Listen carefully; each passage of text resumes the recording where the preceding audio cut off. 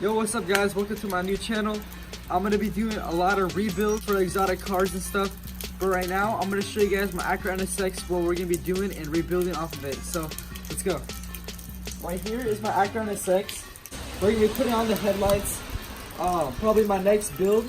But when we come over here, we took it off the wheels to have them potty coated and just like have them redone and stuff.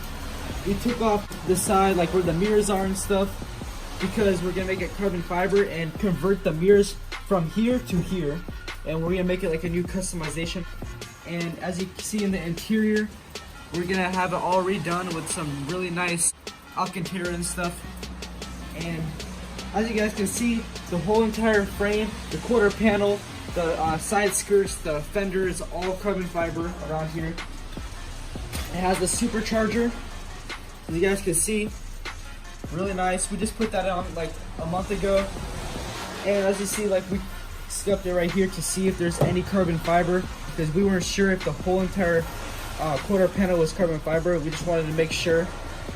And coming over here, we're gonna make a custom wing and just like do a carbon fiber wing. So what we want to do is like make the whole entire car carbon fiber and just get it all really nice and done.